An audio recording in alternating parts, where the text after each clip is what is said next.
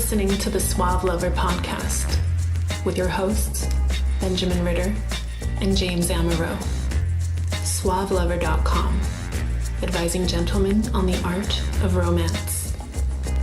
Now sit back, relax, and enjoy today's episode.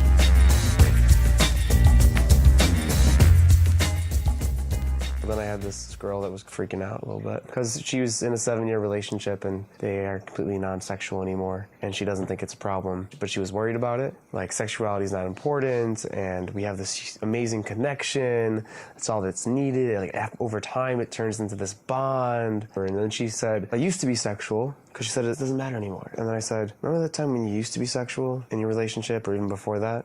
And I was like, what if you met someone tomorrow that all of a sudden you were just unbelievably crazy, insane attracted to, just like you were at the beginning of your relationship or before that? Like, do you think your boyfriend or yourself, there wouldn't be a slight possibility that you would cheat on each other? If that sexuality was there before, it's still a part of you now. And there's a huge chance that if you're not fulfilling it, someone else will come around that will fulfill it for you. Like, because it is a part of who you are. But if you know for a fact that you are a sexual person and now something is missing and you don't feel sexual, there is something that is going to happen or can happen that can fulfill that sexual part of yourself that isn't getting fulfilled right now. You see someone, you're not attracted to them anymore, you're not attracted to that person, then you have issues. There's something that, part of your sexuality, there's some sort of blockage there. Sure. That you can remove, or you can put new ones in place. And it's like, if you're in a relationship for 6 or 7 years, how do you keep it spicy? How do you know when you don't have any sort of variation? There's no variety. She was so connected, and there was such a deep... But what was it that she, could she specify it? I guess the amount of experience that they had and how close they've gotten, and try to take away from the fact that she's not really attracted to him anymore, maybe. Do you know how I shit-can that stuff after my marriage? She even said she's not sexual anymore. Well, that's probably because she's either lost touch or she feels out of loyalty that she should suppress or not, whatever. And I hate to think that that's a pattern, that you get sick of a person. I like to believe that you can find someone or some people keep things interesting. Sure enough, completely. It takes work. But that's the part that I didn't get the memo, that it takes work. You touched on something that I was mentioning last night as well. You fall in love like 7 times. On average within your lifetime, you fall in love 7 times. And people were just surprised by this, but I'm like, well, hopefully by the 3rd or 4th time, you're not just doing the same old stuff that you used to do. Like you said, you get in lust, you have great sex, and then all of a sudden you get tired of them and you break up, you heartache, heartbreak, how can this happen to me? What's wrong with me? Find someone new, repeat. Instead of realizing that you can value your experiences with a person and learn from them and grow from them, it's an amazing journey in this whole journey of life and love and relationships. People just use it as like, they cut it, they segment it. They're like, oh my God, that was horrible. I can't believe that happened. That must have been a horrible person. It was me. Next. Oh my God, the same thing just happened again and again, and they're not learning from it. They're not growing from it. It comes from relationship management and having a level of sexuality in your relationship throughout the entire span of it. I think that's a huge key. It's a huge component of it. How do you keep that alive and how do you keep it fresh? Because the reason why things break down, other than maybe you just weren't right together, is you don't know how to keep things fresh. You don't know how to keep people interested. Just an example. So yesterday, I wound up kind of getting into a real uncomfortable argumentative kind of a thing. We started talking about just very non-sexual things in bed, okay? And I said, stop this conversation, this done. And I didn't know how to kind of redirect it. I wasn't sort of in my improv mode, so I could just... and I just said... getting bad. I said... stop. And so it was just a couple more little sort of afterwards, a couple more lines. Had to calm down. Took about 10 minutes. But we go back and we talk about it. It's like something got very off track. And for me, the bedroom is where you sleep. It's where you fuck. No electronic devices. No liquids or food. The bedroom is my space to be sort of a ritual. There's a ritual that happens. And we hadn't really talked about it. Is that to keep Nicole for about alive for you, or what is that exactly for? It's to separate the everyday waking hyper lucid. You live in the living room. You sleep and you fuck in the bedroom. Separation. And it was really been very important for me for a very long time. We wound up talking about it, about some different meta things, some sort of value things that we were dancing around, and we just kind of zeroed in on. And then we had, for the first time in a very long time, look, I like kinky, I like porn stuff. We had very, very slow sex. It was really phenomenal. And the problem is, we're so open to these alternatives and these ideas that we don't know how to kind of converge and say, this is what I really fucking like. I really like this. This really turns me on. Oh, and if I tell you that this turns me on, I'm so vulnerable and open, you're going to judge me. Yeah, you should have seen her face when I said, have you ever actually had a conversation about sex with him? I bet that was like 7 years. And they've never talked about it. 7 years. She's like, oh, sex doesn't matter. I'm like, have you talked to him about it? You know what? Because he's probably thinking something a little different. I bet he's either frustrated or... And you're thinking something different because I can tell. That's why we're having this conversation. Yeah. And it's amazing how many people don't talk about sex. What they want, what they dislike, what they expect. Right. Maybe even previous experiences. It's not who you've had sex with or what you've done, but again, preferences, what you really don't like, what's worked for you in the past. A lot of guys, I think... And you had that. Us? Yeah. Not us. I mean, Not we've us. had it a long time ago. We've had... No, what we had last night was not a general conversation about sex. In fact, even now, I wrote the book. And I still have trouble because it's not easy to communicate with another person about this level of intimacy sometimes. However, we had the talk about how to value the sexual experience. Oh, but this experience that you have during sex, it's not always a shared thing. No. Which can create such an off balance. Yes. And a discomfort. That's right. When it's like, how do you explain to someone that isn't open about sex or maybe has that kind of blockage on their sexuality, how do you get them to release it and get to that place with you or to their own place? And I know, it's hard. If I'm with someone and that isn't going on, it's a real turnoff. Yeah. Like a real, it makes that erection go quick. I mean, it really does. Yeah. How to Start a Kinky Relationship by James Amaro is the definitive guide to successful alternative romantic relationships. The book has been called 50 Shades of Grey for Real People. Educational, informative, and irreverent, this book has something to offer anyone who is curious and sexually adventurous. Get your copy of How to Start a Kinky Relationship by James Amaro at Amazon.com or in select bookstores today. I keep coming back to part of the reason that I'm so into the dominance, control, rope stuff that I'm into is precisely because there's not a lot of latitude for worrying about what you're going to cook for dinner when you're tied up and you're upside down. You're very present. There's a real fight, flight, freeze kind of threat kind of response that's at work. Can you always have those experiences? What do you mean? So you said you learned what works for you sexually. Yeah. To have these experiences, to get to this, I don't even know what to call it. Get to what? Getting to... Altered state, man. Did that just randomly start happening when you were having sex? Or did you have to find it yourself? Did you find it through learning about sexuality? Did you... Who doesn't drink and fuck and think that it's normal because that's basically how you acclimate? I mean, I went to Madison, dude. I lived with Kegger and getting laid, right? Yeah. And I think what happened was there were a couple gals that I liked where we could have sober sex, but it was actually really awkward. It was kind of the first couple times you have sober sex. I think it is an awkward experience. It's even more awkward than your first time, because presumably your first time is either chemical or you're just so whatever. I think there's something awkward about liking someone and then having sober sex. Can you think back, Tandy? Because I got a couple, 3 or 4 in mind where I'm like, whoa, we were having really good drunk sex. Really good drunk sex. That was a little awkward. Everyone's minds are kind of a little insecure, a little what's going on, and you probably haven't had a discussion about it. First of all, that was right. That was a big part of it. And what I learned to have sober sex with someone that I liked, not with someone I didn't care about, because then it's like, I'll do whatever. Let's just touch whatever. Throw the first ones out the door, too. You can't, right. No, you do. You got to, the first couple are going to not be stellar. I mean, I do believe that. That's why hooking up is not so interesting. It's fun, but usually I found that it was really helpful. I said, without talking too much, there are a couple things that I'd like to try. If you don't want to do them, just tell me to stop. And I took the initiative. And I think that's part of where my dominant types are. And it worked for me. Like, it really worked. Because I was kind of surprised in my... You know, I'm 40. It's like when I was young, every man was a sexual predator, and you had to get in touch with your sensitive new age side, and you were afraid to talk to girls because they were going to call the police for you looking at them. It was a really awkward kind of post-feminist kind of awareness where it's like, wait a minute. I live in a good generation. You kind of a good generation. Yeah, maybe. It was really bad then. What I think happened was women were craving guys to take the lead, take the initiative, take some of the risk, but not be risk-taking, to take the weight off of them, as long as there's a lot of consent, as long as there's some enthusiasm. But like as the guy, it's better that I feel a little awkward, and I feel a whole lot less awkward when I'm in charge, when I have a job to do, right? When I feel like I got my shit handled. Well, that's if sober sex hasn't been awkward, where, I mean, just coming from how do you make first sex good sex? Yeah. Make it about them. Yeah.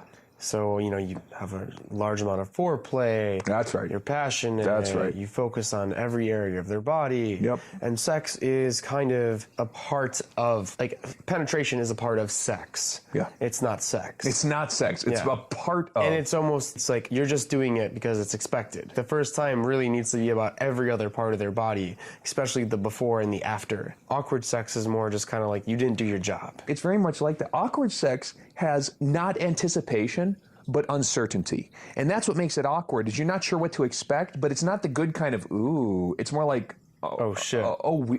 Yeah. That's not right. Is everyone good? Is everyone washed? Right hole? Yeah, like that's awkward. Yeah. Anticipation is, I don't know if we're going to actually penetrate, but I want to do shit with you. I want you to do shit with me. And I want to see more of you. If fucking the one time means it's a one-night stand, I'd rather have like a 10-night stand. So I'm not in a big rush to get my nut off. And that actually helped a lot. This took a while. This is actually more than anything. After I was with my ex-wife for a long time, we had the variety of whatever and lost interest and all of that.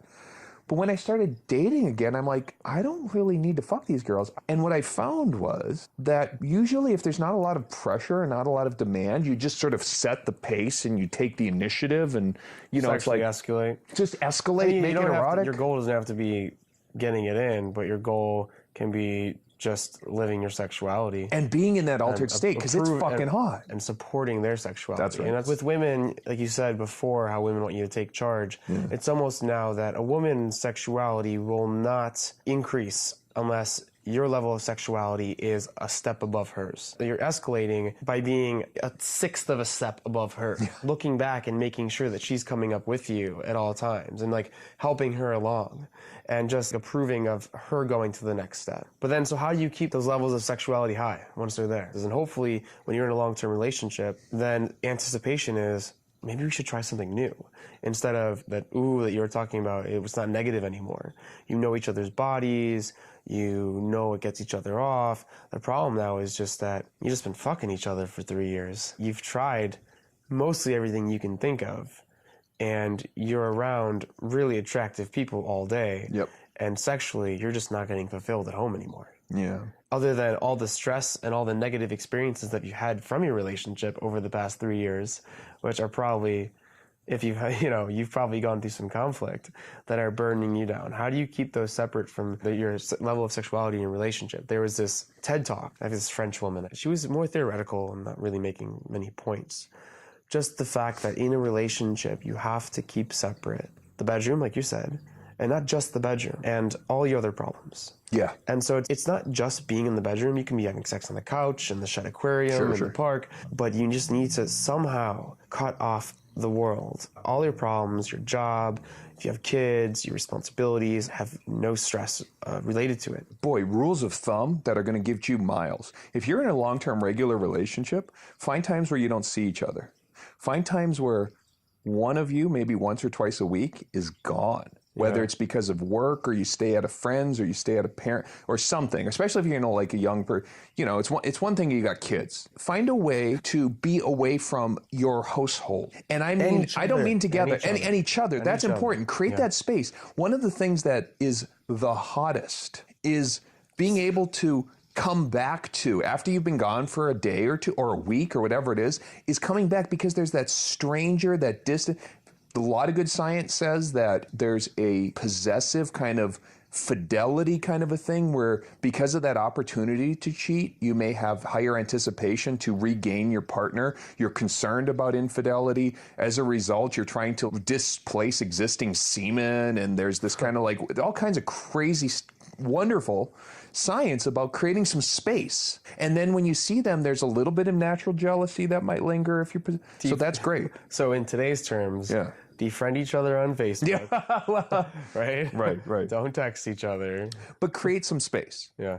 And you know what I find is that as I'm traveling from time to time, boy, is that awesome. We've been able to use that as a springboard to kind of act out, hey, what happens when you pretend you've met someone for the first time? Can you do a first time thing after being gone for 3 days? Well, you sure can. You can write it up. You can anticipate it for 3 days. You can act it out. You know, that's real different than saying, hey, I'm bringing home some pizza for dinner. Are you going to be around? It's a really different kind of an expectation.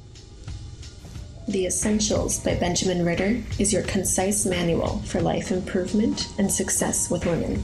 The Essentials has been called a straight-to-the-point lesson in the lost art of being a man. Packed with insights, this book will transform the way you think about dating and relationships.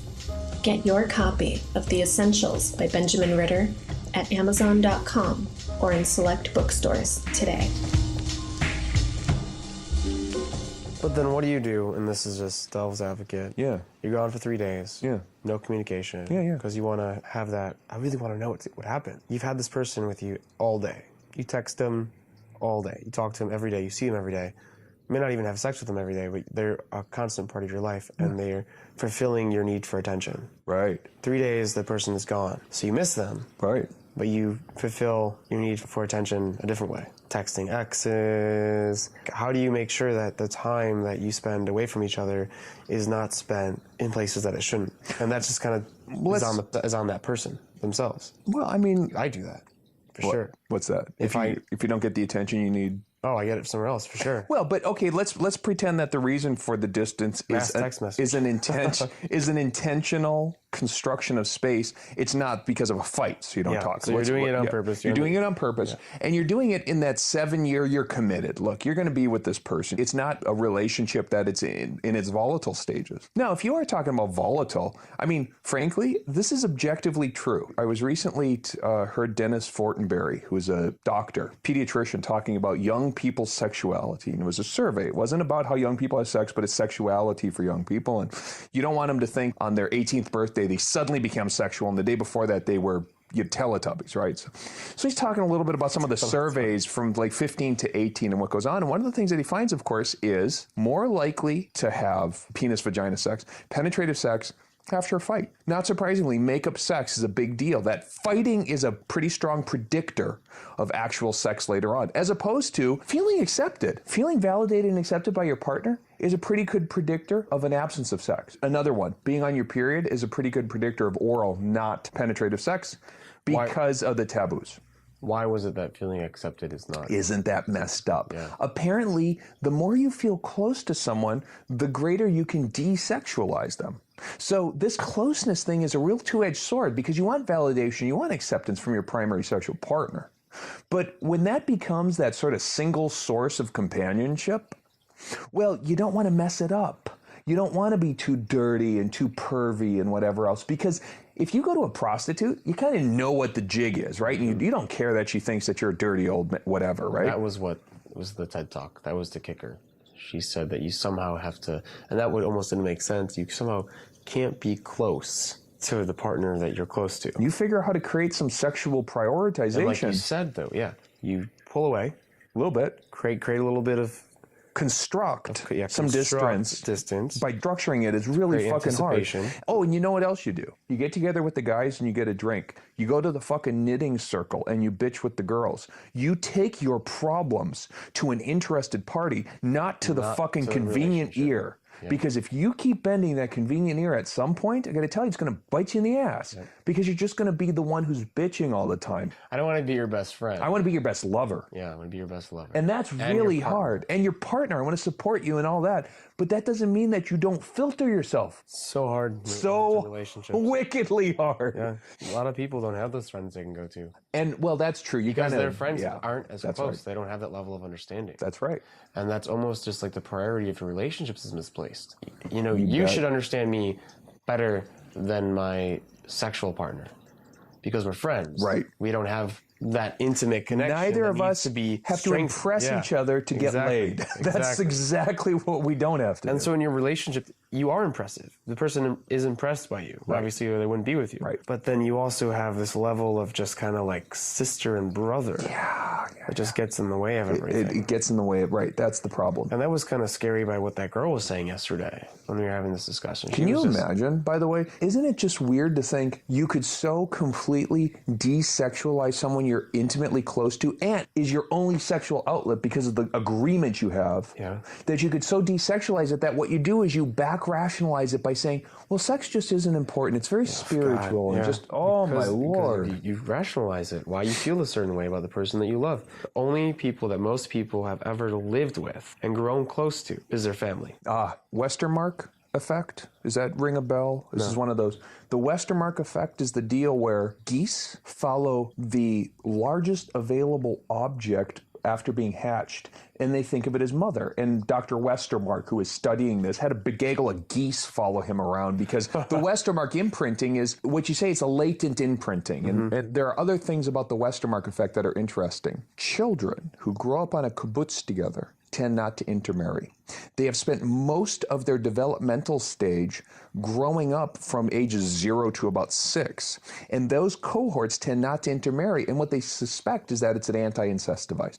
And that you tend to desexualize certain types of arrangements, especially these young ones. I don't know about you, but I don't want to fuck my sisters. They're lovely girls, but I have no desire. There's not even a funny internet taboo thing that makes that hot to me. Yeah, there's no meme. No, there's no nothing. Right. I don't even laugh at it. Not feel appropriate posting. So I suspect that what happens is, I bet there are real good studies on how this plays out in adult populations. Pretty reasonable intuition behind this. When you get into that brother-sister relationship, you have no desire to sleep with your sister. Girls typically don't want to sleep with their brher. And I think what happens is... you say girls typically don't want to. But then, no. No, there's that one. When you know you got a wicked girl when she's like, of course I service my brother. Anyway. Never have I ever. But there's question you don't want to know. There's this thing where it's like you put them into that brother-sister category where you become so comfortable and so open and you let it all hang out. I think it was Michael Caine said the secret to his 30-plus year marriage is separate bathrooms. I mean, at some point you maintain the mystery, you sexualize the other, you create a certain distance, and even if you're there when they're sick, you create that distance because the family incest taboo is, I suspect that there's deep human experiential and philosophical underpinnings that make it so it's like, hey, there's a reason we call Madonna whore. There's a reason that mother is not sexualized. There's a reason that the sister, that the family doesn't have that same potency. You know, I don't sit there and want to go, fuck my sister, fuck with the nun. The nun is the mother. It's like this kind of a thing where you desexualize it, unless you're in a really weird Japanese porn. How do you explain the brothers and sister prince and princesses, and you have all these stories of incest? You can override, I think, a lot of the impression that, you know, in a bonobos, apparently the only taboo is father and daughter. And so beyond that, as the species, we're sexually versatile. But I don't know about you. I just get this strong nagging aversion. No. And now maybe it's cultural. Maybe it's just the world we're in. Because just like you said, there's plenty of incest. To the rule. Right. But those also could be cultural. Well, of course there is. There is a deep... social. There's a thing called genetic sexual attraction, which is split siblings where they weren't reared together, where there's no Westermark effect. Those split siblings, or father-daughter, where there was an adoption, when they meet as adults, there's a strong sexual desire. Now, why is that? The understanding... Sex does a couple of things. It creates genetic variety, and it creates genetic compatibility. And when you have a lot of genetic compatibility, I've dated this one girl where I actually, this is funny, in the bar, when it was Grand Bar, before it was Grand Bar, it used to be Blue Star. Betty Blue Star. I meet this girl, and I said, I'm probably going to blow everything by what I'm about to say, but you remind me of a sexual version of my sister. And she goes, okay, that's a little weird. And I kind of explained, I said, something about it is just, we're very like compatible. Yeah. And it was just this strong, never met before, we aren't related, and I want to fuck the shit out of you. But there's this familiarity that's very comfortable. Do you think that goes into cousins? I wonder. Actually, I've wondered about that. I almost feel like if you meet a second cousin or a third cousin, if you would find them as insanely attractive. Right. Because it's blood, but it's not. Yeah. I don't know. I mean, I'm just disconnect. And of course, sadly, the weird uncle problem, you know, is part of that whole. Blood is that funny thing where it's different. Now, when you go out into an open marketplace and you meet strangers and school workers or classmates or wherever you meet people.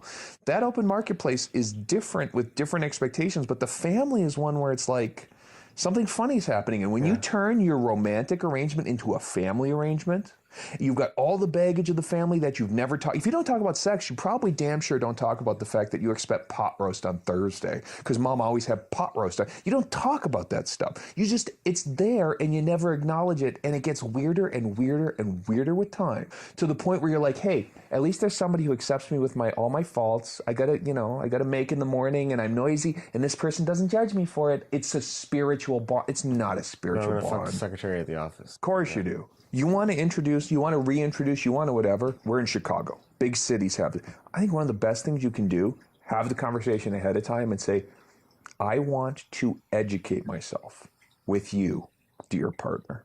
I want to try something new. Go to a sex weekend workshop, go to a dungeon, go to an education event, go someplace. Blowjob class, a pleasure chest. Go to a go to a tantric we're weekend. Not talking about someone that has not discovered their sexuality yet.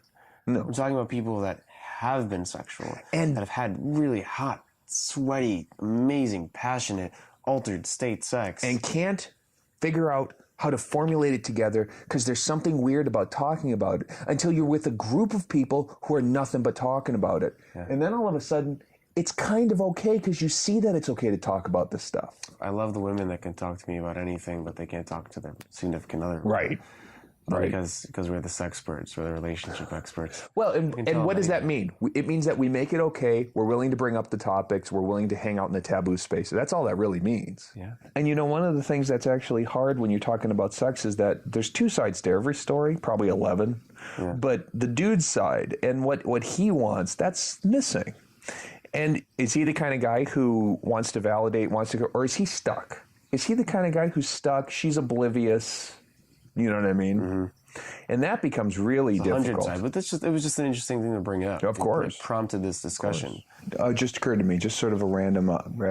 If one of you makes an effort, if she goes and she buys something from Victoria's Secrets or whatever, compliment, validate, and support the hell out of the effort. Because as soon as someone tries a little something, they're putting a lot of risk out there. And if you can't go all in with having the conversation or whatever, watching porn together, doing a little something had better go a long way, and you had better acknowledge it. You had better acknowledge it. She brings a toy into the bedroom. You better not go, what the fuck is...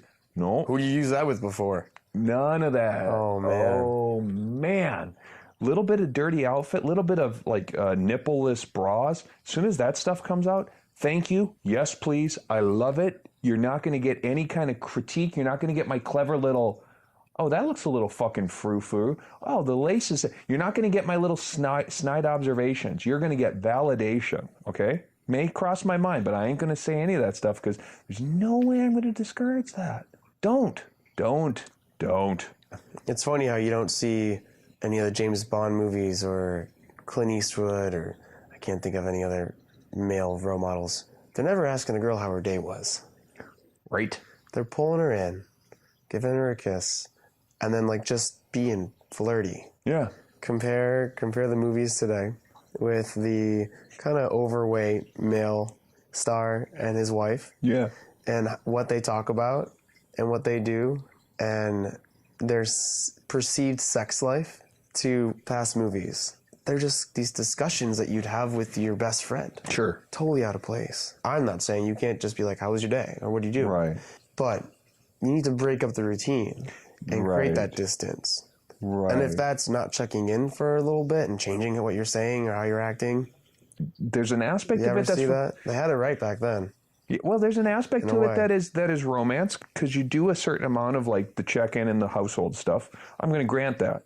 That's where you learn to balance. That's where you learn to say, hey, if it's costing the sex life, do less. Get into a knitting circle, join a meetup, do something to get out of the house to articulate your bullshit, how your day went stuff. So I've experienced the loss of sexuality in a relationship. You lose that variety. You become too close. Yeah, that's hard. Yeah. That's hard because I know that, boy, I can think of 2 or 3 examples of girls where We were very comfortable. We got a little too comfortable, and we couldn't break up the rhythm, even though we both kind of wanted to. You both want to, but you also don't want to be away from each other. And it's really, really tricky. You know, there's also the kind of thing where at some point you learn enough self-control that you inhibit yourself. Like, you do avoid saying the random snotty bullshit that you would say to someone who, you know, you filter that stuff away. You thought about it 7 times already. You learn to just let it go. Or at any rate, you say, you know what my priority is with this lover is not to win the fucking battle. My priority with this lover is to remain erotic. You have been listening to the Suave Lover podcast. Visit suavelover.com to become the kind of man that women crave.